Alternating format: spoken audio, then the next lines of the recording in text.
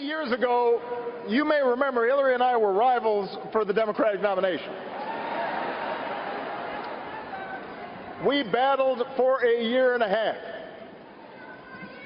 Let me tell you, it was tough. Because Hillary was tough. I was worn out. She was doing everything I was doing, but just like Ginger Rogers, it was backwards in heels.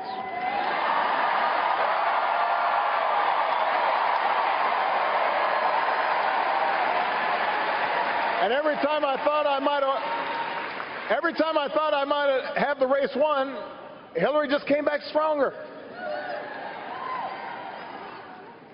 But after it was all over, I asked Hillary to join my team. And she was a little surprised. Some of my staff was surprised. But ultimately, she said yes. Because she knew that what was at stake was bigger than either of us. And for 4 years,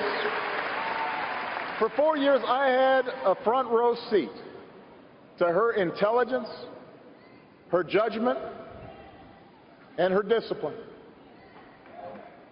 I came to realize that her unbelievable work ethic wasn't for praise, it wasn't for attention, that she was in this for everyone who needs a champion.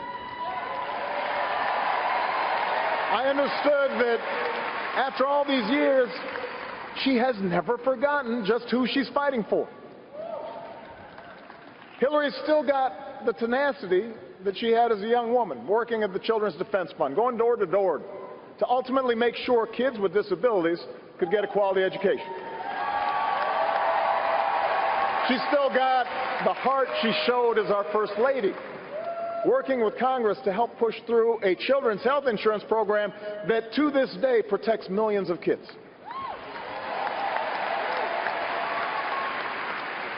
She's still seared with the memory of every American she met who lost loved ones on 9/11. Which is why, as a senator from New York, she fought so hard for funding to help first responders, to help the city rebuild. Why, as Secretary of State, she sat with me in the Situation Room and forcefully argued in favor of the mission that took out bin Laden.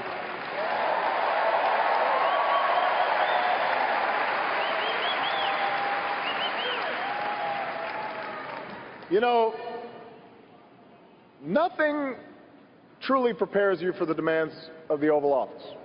You can read about it, you can study it, but until you've sat at that desk, you don't know what it's like to manage a global crisis or send young people to war. But Hillary's been in the room. She's been part of those decisions.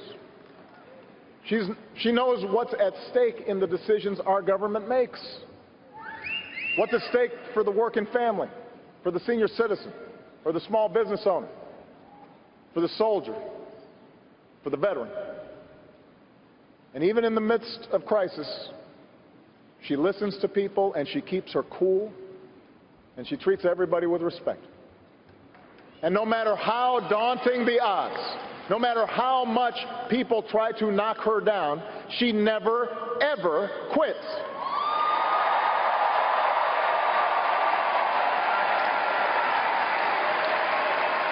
That is the Hillary I know.